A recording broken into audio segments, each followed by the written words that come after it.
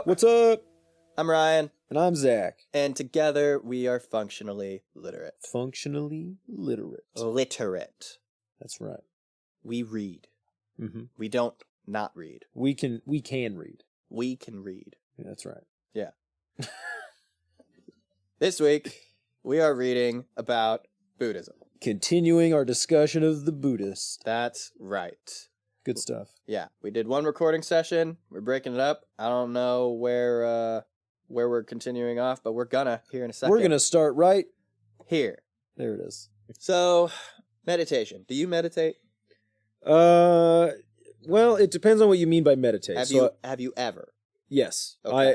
The thing that people call meditation, I have tried that. Yes. Okay. I have done it. It's peaceful. I find it helpful. It's very centering. Now I pray fervently. Sure. And I would say that is what most people would conceptualize as meditation. Prayer is almost exactly the same thing. So, when it comes to meditation, at its most basic level, all you need to do is sit in a comfortable position, close your eyes, and breathe. Don't move. Don't scratch that itch. Don't pop your knuckles. Just sit there and breathe. And the reason why you want to do that, why you want to focus on the breathing, is because breathing is the ultimate expression of life. Every living thing, even fish, breathe. That is the one true ultimate expression of life. And the reason why you want to be consciously, actively thinking about your breathing when you're meditating is because that is the one. There's a few other things, but that is the one thing that your brain can seamlessly pass off consciously and unconsciously, right? When I was an EMT, a funny joke that we had with people that were having panic attacks is, that's fine, let them pass out. Then they'll reset. Mm-hmm. Because, people always think it's the worst thing to pass out. It's really not, because then you're unconscious. Then you're getting out of your own way. Then your unconscious, instinctual brain takes over and you start breathing normally. Mm-hmm. Yeah, because the unconscious brain doesn't panic. No. It doesn't give a shit. It's like, we're going to be alive. That's what we're going to do. We're just going to maintain life. That's right. So, that is at its core what you need to do to meditate, is just sit there quietly and breathe and be mindful. So being mindful in this context means when you're thinking, because you never stop thinking, in a lot of ways, thinking is the ultimate drug, because we can never, ever, ever stop thinking. Mm-hmm. Ever. And we indulge our thoughts, right? Sometimes we think things and we think they're true. Or we think things and it affects our mood, right? When you're meditating, you can actually be mindful of your thoughts. Actually look at what you're thinking about. Actually think about what you're thinking about. How often do you go throughout life thinking all of these things, but not really thinking about why you thought them? Right. Yeah. Right? Because thinking is habitual. The things that you think about, you will continue to think about. Mm-hmm. And so this is why I think meditation is important. I look at it as defragging. Do you know what that is? Yeah. So for the audience out there, I was a computer networking major. I got an Associates of Applied Science. Never used it, but I can tell you about defragging. So in a computer, you have your hard drive where all of your data is stored. Oftentimes, it's a spinning disk that all of the data is scanned and stored to. But it's very random, right? The hard drive knows where all the data is, but it's all scattered all along disk in a bunch of random fucking places. None of it, it's not consolidated. The act of defragging is consolidating that information. And when you do that, you actually save space. That's why defragging your hard drive is important from time to time, because it consolidates all of that data and saves space. In my mind, that is what you are doing when you are meditating. You are defragging your brain. You are consolidating all that crap in your brain into one place and just freeing up space for you to think about other things, right? Like if you're being mindful about what you're thinking about, like it allows you to recognize the stresses of your life. Like, so for me, I often think about like money and like in a negative way, right? Just where we need more money. Where are we going to get the money? How much money do we have? I got to pay for this. I got to pay for that. I got to pay for that. So when I start thinking about money, I do one of two things. I either picture a stream with a dollar bill just flowing down the stream out of my sight. Bye. Or, and I do this with a lot of thoughts, I pictured the thought being encompassed in a bubble that floats away. Yeah. Well, see, and so this is why I argue that when I say that I do meditate, but what I would call it is praying, is that they're similar, it's prayer is sort of a directed thought exercise. Right. You know, like, I mean, in my belief, God is out there. He's actually listening. Speak your truth, man. Go ahead. That's what's happening. Like, God is listening to you. But in the same way, like, you could visualize it as, you know, I'm writing a letter. Hey, this is what I need help with. These are the things that I'm worried about, or these are the things that I'm really thankful for, whichever. And you just hand that to an angel, and they fly up and they give it to God. Either way, it's gone. It's not yours now. It's done. Mm-hmm. So if you're praying about something that you don't like, or you're unhappy with, or you need help with, it's the same as sort of thing, you know, imagining that bubble that just floats away, because it's gone and it's not in your power anymore. And there's no point in wasting time thinking or worrying about it anymore. It's done. It's taken care of, for better or worse. Right. So that's it. And so that's why I consider it a kind of meditation, is because the ultimate aim is the same, is that you take the things that you're preoccupied with, that maybe you shouldn't be, or that you don't want to be right now, and you get rid of it. It's not your problem now. Because the focus is breathing. Yeah. And just as a sort of a tangent, there's a lot of scientific research that would suggest, I don't have anything on me. It mentions it in my book, actually. That the things that you think about are the things that you're going to continue to think about. Mm-hmm. You know? And so like I try to make a point that when I do pray, I pray to be thankful for things, not to complain about things. Because if I complain about things, then I'll continue to think of more things to pray about. Hey, God, can you fix this for me? Can you do this? Man, why can't I have this? Please, God, give me that. Instead of saying, this is this great thing I have. Thank you. This is this other great thing I have. Thank you. And I found that as I do that, I think of more things to do that with. There's this girl I know at the school I work at. Her name is Asna. She's great. But she always has something to complain about. Sometimes she'll come up to me with a sigh. And then she'll go on about these silly teenage things. It's like, man, you always have something to complain about. Man, everything seemed so important when we were that age. Yeah, but so I've got a box here that I can read from regarding Buddhism and neuroscience. Perfect. The neuroscience of consciousness, or contemplative neuroscience, is an exciting new field of scientific research in which Buddhism is an active participant. A program known as mindfulness-based stress reduction, or MBSR, based largely on Buddhist practices, has shown encouraging results in dealing with chronic pain, anxiety disorders, depression, psoriasis, and promoting general mental well-being. And neuroscientists have begun research into the effects of meditation on altering patterns of brain activity. Buddhist contemplative practices are based upon the principle that the mind is malleable, and that an individual's internal mental topography can be shaped and molded through the use of certain techniques.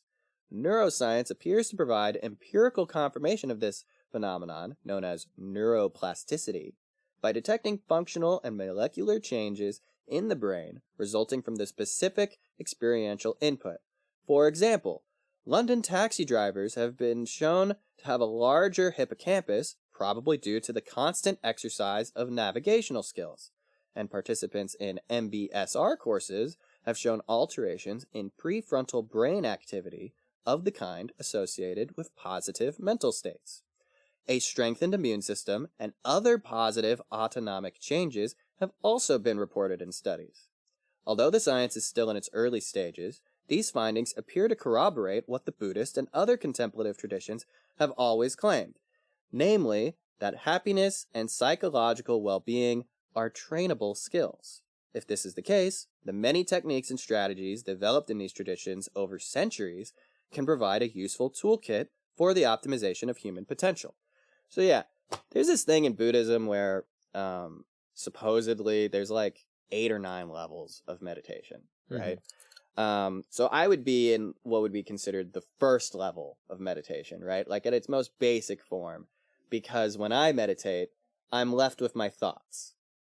And I am just, and I, you know, when your eyes are closed and you can see all those whirls and things, I like to just look at those while I breathe and just like, be like, what shapes am I going to produce in the darkness today? And I don't even know where I was going to go with that. Very fitting. That's what I do. Well, the point is, eventually, you supposedly could reach a certain level of meditation where you are not conscious. You're not unconscious, but you're not conscious. You're just aware of all of the things you're hearing around you and just, you know, present in the moment right now. You're not thinking about the past. You're not thinking about the future. You're in the moment now, quietly breathing. I don't know. I think it's cool. That would be very useful. I think that probably the closest people get to that, because it would still require, you know, there's still thinking going on. But if you've ever been really good at something, or if you've ever worked really hard at something, it's what I liken it to what people would call being in the zone. Yes, so the book talks about that. You have this intense tunnel vision where everything else outside whatever activity or task you're doing falls away. And you're not even necessarily making judgment calls consciously of like, this is a good thing, this is a bad thing, this is what I need to do, whatever. You're just acting, you're moving. The decision-making process is almost unconscious. It just happens. And, I mean, this is one of the reasons why I fucking love watching the Olympics, is because those people do that. Yeah. Every time they do that stuff. Like, and it doesn't matter. I mean, I'll watch literally anything. I know figure skating, I know swimming. Nothing about figure skating. Yeah. But watching a really, really, really good figure skater do something that's really, really difficult with no expression on their face. Yeah. And I'm just like, I know that person almost doesn't exist in that moment. Like it's just that turn, or it's just that. It's insane. It's so axle cool. Figure eight. Yeah, thing. and I'm just like, holy fuck, humans are amazing. But that's why I like watching it. I get to see people do that. So scientifically speaking, what you're talking about is called entering a flow state. So that's the conscious version of what I'm talking about, right? It's when you're doing something that is just second nature to you. It doesn't require thought. You just do it, right? This is something in modern society, especially Western society, I think, that is very difficult to attain. And it's because of the internet. We are constantly distracted by the internet. We tell ourselves, no, I can multitask. It's fine. I'm doing my work. Oh, I got a notification on my phone. I'll just really quick look at that and then get back to what I'm doing. But when you do that, when you task switch so frequently like that, it's impossible to attain a flow state. Yeah. I don't believe in multitasking. I think it doesn't exist. Multitasking is bunk. I think when people are like, oh, I'm multitasking, I'm like, no, you're microtasking. That's what you're doing. You're doing one thing for a little bit of time, and then you're switching to another thing for a little bit of time. Yeah. You can't do two things at once. It's not possible. My wife and I argue about this, and I might cut this. Kara's going to listen, so this may get cut out.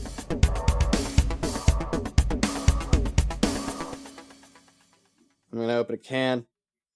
It's, Now, is this one fresh? No. In Okay. fact, I've discovered they're actually older than we originally believed. Oh, let's see the difference in age. This is a can of Clear State. This is Clear State hard seltzer made in Missouri, which It's is right where we live. It's local. It's local. Key lime flavor. Key lime. I believe I had a Okay. mango passion fruit concoction last time. Now that was about a year old, right? No. Over a year We old. believed it was a year old at the time. It turns see. out that these were originally obtained in 2001. Okay. So these are 2+ years old. And we're definitely older than that when we got them. I see. So it's at least 2.5 years old. All right. Well, let's crack another one. So as we said, Clear State, I did initially say I didn't want you to be a sponsor, but in fairness, it was like it was old. And this one's old. We judged prematurely on limited information. Opening a can. You know what? It still fizzes. That's true. Take a sip. That could be the sound of us opening and enjoying your product. It's certainly lighter. Yeah. Not as oppressive a flavor. Not quite. It's still old though. Clear State, hit me up. Love something fresh. Yeah, let's get some fresh stuff in there. Then we'll give a good opinion on it. We'll see how it goes. So Buddhism. Yes. It's going to be so funny. So the Buddha gave his first sermon. He explained a lot of the stuff I just told you, probably a whole lot more. I pictured that he spent like a whole afternoon telling these five colleagues of his the nature of the new found religion he just discovered. Mm-hmm. It was a good setting for it, a deer park. So one of his 5 colleagues glimpsed the truth of his words and became a stream enterer. Yeah. Whoa. Yeah. Soon after, all 5 attained this state of partial truth. They became his disciples, and they spread the Buddhist teachings all across northern India and surrounding areas. And the wheel of Dharma began to turn as Buddhism spread. 5 years after this, he established an order of nuns. He was resistant to this at first, but he reviewed his memories of his past lives, and he recalled that Buddhas that came before him, eons ago, they had established orders of nuns in their time. Mm. So therefore, so must he. So this is an interesting concept that the other book I read, the big book, gets into, which is Buddhism and like the wheel of Dharma. It's cyclical, right? Like it's life and death is cyclical, and like the things that happen historically throughout time is cyclical. Yep. The creation and destruction of universes and world systems is cyclical, right? Like what happened once will happen again. Yeah. And so our Buddha, the Buddha that we are talking about, was not the first Buddha. There were many, many Buddhas before It won't be the him, last Buddha. eons ago. No, and he won't. You're right. It won't be the last Buddha. When Buddhism is forgotten about and it has been wiped from our histories, there will be another Buddha who will begin that turning of the wheel of Dharma again. At least this is how Buddhists view things. Yeah. Right. There's the most illustrated version of this I've seen, because this is a pretty common theme in like Middle Eastern and Eastern religions, is this cycle of the world. The most illustrated version I had seen was in Jainism, where like there's this ascending and descending motion of the wheel, and as the world's ages ascend, and this happens over millions of years. Yeah. Like humans get taller. You have more sets of ribs, very specifically measured by the number of ribs you have. Interesting. They live longer. There's more fruit trees. Food is more abundant. There's more money. Everybody's rich. And then you sort of peak, and then it starts to descend, and it comes back down.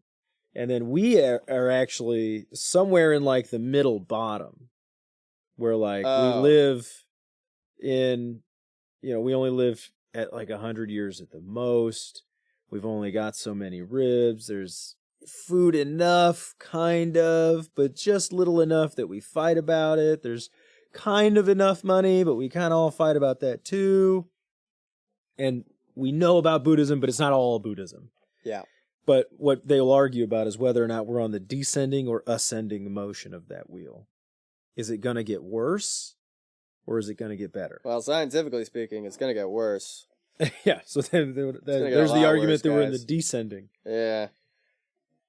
Well, so after he gives this first sermon, he creates his disciples. All 6 of them start traveling along northern India and surrounding areas and spreading these teachings. So, interesting thing here. The Buddha did not consider himself a world leader or a leader at all in his religion. He did not establish a successor for his death or anything like that. He viewed himself as a teacher. He viewed himself as the first teacher of Buddhism. He spread his teachings to his disciples spread the teachings, and over the next 5 years or so, they spread Buddhism, right? After they came back together, that's when he established, the nuns. He spent the rest of his life traveling and spreading the word of Buddhism. He lived to 80. He had his enlightenment at 35. He lived to 80 years old. In his elderly years, he still traveled, but he used his psychic powers to suppress the worst effects of old age in him, right? Like, just ignore that arthritis. Yeah. It's in your head. It's in your head. This. Yeah. He believed that his disciples should, after his death, should read the texts themselves and cross-reference to make an informed decision and decide for themselves if they believed in the way. So before his death, he called his monks together to ask him any final lingering questions before he died. None of them had any questions. They all knew and understood his teachings very well. So he entered a meditative state, and then he passed through several stages of meditative trance before his body died of natural causes. And he entered the second and true stage of nirvana, when the body dies and the cycle of rebirth ends. So the Buddha will never return to this world. The Buddha is in nirvana, whatever that means. Yeah. Whatever that means, he has attained that state. I've seen it described as like the existence itself is the body of the Buddha. And the karma will move you up or down in the body. The lower you are, the worse the existence, right? You eventually become some sort of devil down in the hells somewhere. Yeah. Or you ascend, and at the top of the head, it's the gods. But even the gods eventually die, and they move up and down on this sort of ladder. There are 6 realms of life. So there's hell, animals, ghosts, humans, titans, and gods. And so this is a philosophical discussion among Buddhists, but it's argued that human is the best place to be to attain enlightenment.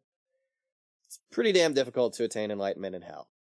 Yeah. Pretty damn difficult to attain enlightenment as a ghost. It's really difficult to attain enlightenment as an animal because you're not capable of higher thought. When you're a titan or a god, things are really nice for you. Yeah. Why would you want enlightenment? Too nice. Yeah, you wouldn't want to leave. Right. It's too good. As a human, it is argued that because you're capable of higher thought, but because you're still an animal yourself, that is the best position for you to attain enlightenment. Yeah. And then, so like on this sort of anatomic cosmology, nirvana would be the space above the head. Yeah. You're removed from this cycle now. You're beyond existence. Yeah. What that looks like, we don't know because we exist, and therefore we cannot conceptualize what non-duality would be. I view it as like whatever it is that makes me, not the soul, because in Buddhism there is no such thing as a soul. Whatever aspects of the universe make me would just rejoin with the universe as a whole. With the container, as the Buddhists refer to it as. Yeah. But again, I don't know what that would look like. Don't know. The fact that we have to use metaphors to describe how we think it would look proves the point, really. Yeah. So after his death, his disciple Ananda and Indra, who, you may recall from Hindu myth, They went on a pilgrimage across northern India to all the important locations in the Buddha's life. There were about, I think, over 30 different places they traveled to. And I think that's a story in itself. Yeah. That pilgrimage. Mm-hmm. But I don't have that story. I wonder if they have, I haven't looked into this at all, but I wonder if somewhere in India they have a spot where they're like, look, this is the Bodhi tree. I think so. Like, this is the one that he sat under. Well, so that would be cool to go So I don't see. think that tree exists anymore. The Buddha lived like 500 years before Christ. Right. But I believe the site. Yeah, they have it. That'd be cool. That is a place you can travel to for pilgrimage. That would be a cool place to visit. Yeah. That'd be interesting. So we had stories about the Buddha's past lives. I have one. He has, because he doesn't have any future lives. Right. I mean, theoretically he does. Although I suppose that would also just technically be a different Buddha. Because this one attained enlightenment. He's in nirvana. He's not going to be reborn again. That's right. So in the new age, when the wheel turns again, there will be a different Buddha. Oh, this is an interesting page. So in my big book, I had an interesting page I stopped at.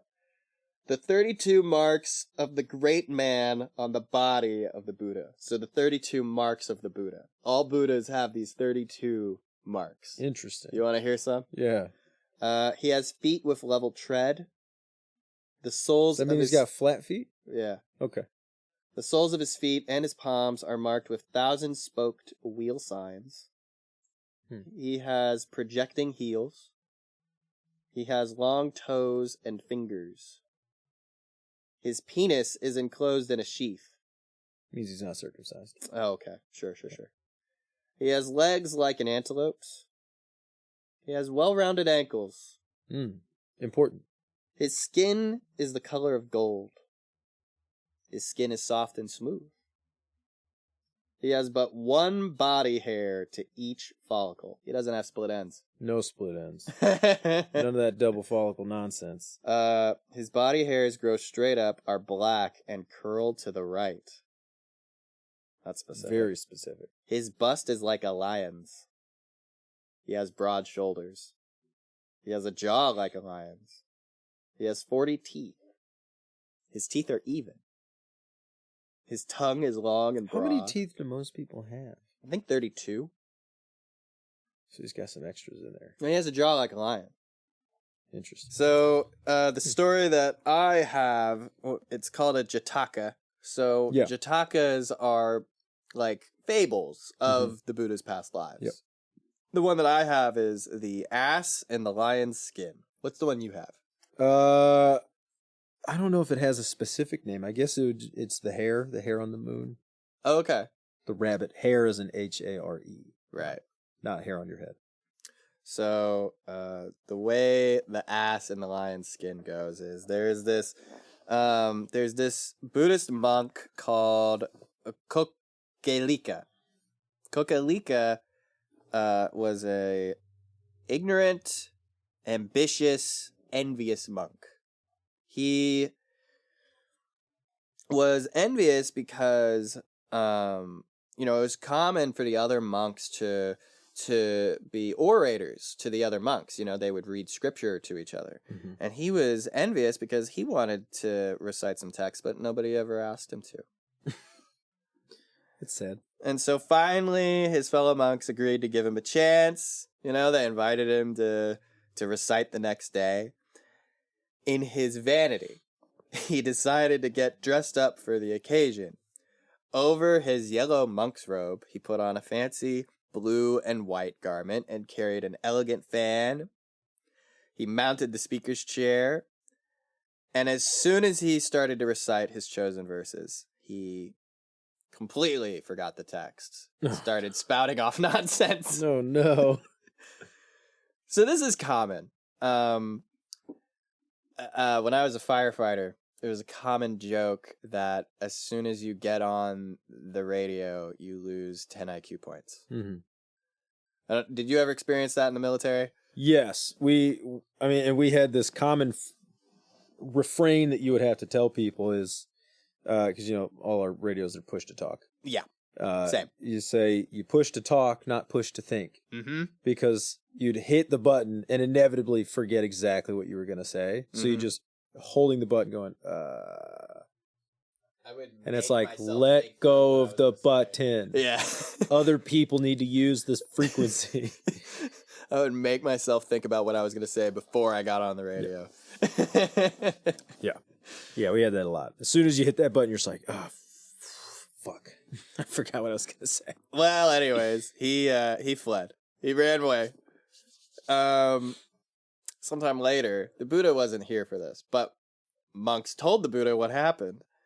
And he said to them, "This is not the first time that Kokalika has betrayed himself by his voice." And he proceeded to tell a story of a long ago life, in the past. So once long ago, there was a king, Brahmadatta, who reigned in Benares. In those days, there was a hawker of goods who traveled about leading a donkey, which carried all of his merchandise for him. Wherever he went, the hawker was in the habit of taking the bundle of goods off his donkey and throwing a lion's skin over it, the donkey. He would then turn it loose to graze in the farmer's fields, confident that no one would go near it because they would think it to be a lion. Mm-hmm. One day, the hawker came to the Bodhisattva's village, so a Bodhisattva is like a follower of Buddhism who's really far along. Like, they're close to attaining enlightenment. Yeah. So he went to the Bodhisattva's village and, as was his custom, set his donkey free to browse in a farmer's barley field with the lion's skin on. The field watchmen were afraid and ran back to give the alarm. Hearing the news, the Bodhisattva and the other farmers rushed to the scene and decided to try to scare off the lion by blowing on conches and making a racket. The donkey was frightened, brayed loudly, and then the Bodhisattva pronounced the following verse. So this is a translation, so it's not perfect, but this is roughly what the Bodhisattva declared. "Nor lion nor tiger I see, not even a leopard is he, but a donkey, the wretched old hack, with a lion skin over his back." Then the villagers chased a donkey, and it fled away. And the Bodhisattva declared, "The donkey, if he had been wise, might long the green barley have eaten. A lion skin was his disguise, but he gave a hee-haw and got beaten." So after the Buddha finished this story, he declared, "At that time, Kokalika was the donkey, and I was the farmer." I just liked that's a funny story. Yeah. And it comes with a goofy little rhyme. Yeah. I guarantee a kid's got to love that. Yeah. Yeah. You know, like I could just imagine like being the dad telling your little kids a story and like making the hee-haw, like the sounds. Like that'd be just so fun. Yeah, it would be, wouldn't it? That's a good little story. Mine is not as humorous. Yeah. So it does have a name. It is The Hair Mark on the Moon. Actually takes place in the same time when Brahmadatta was king of Benares. Interesting. The Buddha had been born as a hare and lived in a wood. He had 3 friends. It was a monkey, a jackal, and an otter. All right. And the hare was always telling them, got to keep the fast days. So the days that you're supposed to fast and not eat, you should be doing that. And they're like, yeah, all right, whatever. He's just kind of this preachy rabbit, whatever. Sure. The fast day approaches. They go out to gather their food as usual. I'm trying to remember who gathers what. Let's see. The otter gets fish. The jackal gets some meat. The monkey gets some mangoes. But the hare they eat grass. So he's like, I don't really have to gather anything. There's plenty of grass. And then they don't keep the food for themselves. It's fast days. But if you have guests on a fast day, you feed them. Interesting. So the food isn't for them. Okay. Inevitably, a wanderer comes by and asks, do you have any food? And the monkey's like, yeah, I got these mangoes. He gives him the mangoes. He finds the otter, and the otter's like, yes, I have this fish. Here you go, there's fish. And he gets to the jackal, and the jackal's like, I have meat. Share the meat. He comes to the rabbit, and the rabbit's like, well, you're a person. I can't just give you grass. You don't eat that. But I'll tell you what, if you start a fire, I'll give you food. And the guy's like, okay. So he starts a fire, and the rabbit jumps on the fire. Oh, my God. And starts cooking himself. Oh, my God. To feed him. Because he's like, this is all I have. Myself. So you can just eat me. So the old man reveals himself to be a god. and stops the fire from hurting the rabbit, recognizes that he is the Buddha, and then makes the shape of the rabbit on the moon. Is there a rabbit shape on the moon? Reward. So in the Western society, we think there's a man on the moon. There's an outline of like the craters on the face of the moon make it look like there's a man. In the East, they think it looks like a rabbit. Interesting. And so a lot of different Eastern cultures, including Japan, which we've already talked about, they believe that there's a rabbit. The moon is really too small for me to identify any craters by eyesight. Maybe if I had a telescope. Yeah, it would help either on a day it's a full moon, you can see it pretty well, or having it even just a weaker telescope makes it much simpler. That's cool. Yeah. So that's all we've got with Buddhism. We realized we talked a lot about the mechanics of Buddhism, a lot more than other religions, but I tend to find when I was reading this that the symbolisms, it can be fairly generic in as far as like Eastern symbolism goes, which isn't to say that it's bad. That's not meant to be disparaging. Just that it's easier to understand. But a lot of the stories point towards the same thing. Yeah. It's really just kind of this one message, which is self-sacrifice and deference to existence, where it's, the rabbit jumps on the fire because why not? You know, the rabbit will be reborn. This is good for this guy, and I should do the right thing, so I'll jump on the fire. And he gets rewarded. The ass with the lion skin was, you thought too much of yourself and you made a big deal out of it. Yeah. And that's why it was a problem. And it's because you weren't being selfless. You should have been. Yeah. Even all of the stories of the whole story of the Buddha gaining enlightenment is him turning away from the self, even in sort of the vain ways, at least as it's proposed. I'm not saying that the Hindu religious people are vain, but that the Hindu religious people do, according to that story, which is this constant fasting and self-denial publicly that everybody sees, and they're like, oh, look how virtuous that guy is. He's like, that's vanity. That's inflation of the self. It's not deference to existence, which is what you're trying to go for. Yeah. The thing that I find, this is closing remarks, the thing I find most fascinating about Buddhism is a lot of aspects of it are just immersed in Western culture now, right? Like meditation for itself is something that's encouraged. Yoga has Buddhist origins. Yeah. Yoga is something that is encouraged. We have in town here in Columbia, we've got a hot yoga studio, which I don't know if my wife used to go there. Huh? My wife used to go there. Yeah, I don't know if hot yoga was something that they came up with, but yoga itself, that practice. It is pretty hot in India. Yeah. So I think all the yoga they do would be hot given yoga. the time of day would be hot yoga. Yeah, I agree. Yeah. And I mean, and yoga was practiced by Hindus, and so it makes sense that it flows back into Buddhism because, like I said, Buddha was Hindu. And they've sort of culturally developed together since that time. But the fascination of Western culture with specifically Indian philosophy and religion, I've not really understood. I get it's fascinating. I understand it's fascinating. I think it's super cool. Yeah.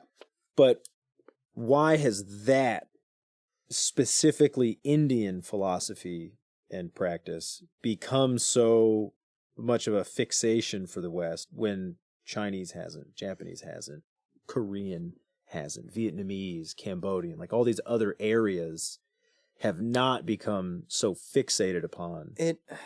If I were to speculate, I would say it would have something to do with how ethical Buddhism is.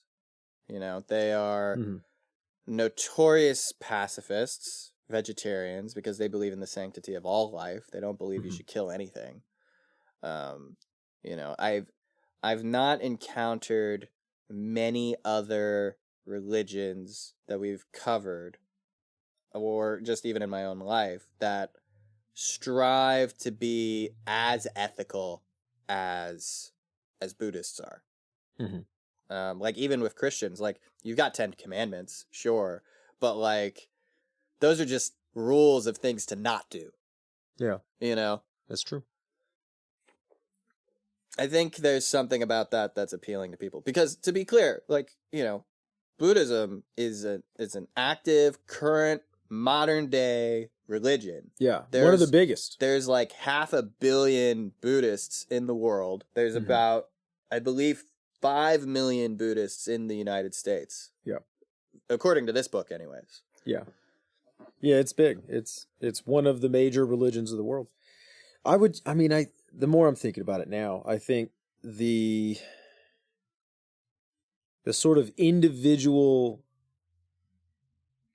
priorities of Buddhism, right? Like it puts a lot of the impetus on you, the individual. Because it's self-transformation. You have to attain enlightenment. That very closely aligns with a lot of Western values. I think so, of too. Individual liberty and individual responsibility and that kind of thing. So maybe that's part of it.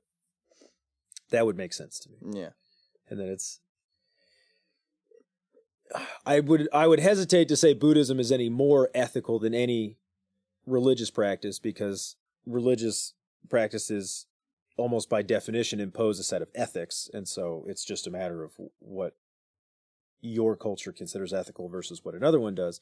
But I do take your point that it goes way out of its way to point out this is good, this is bad. This is good, this is bad.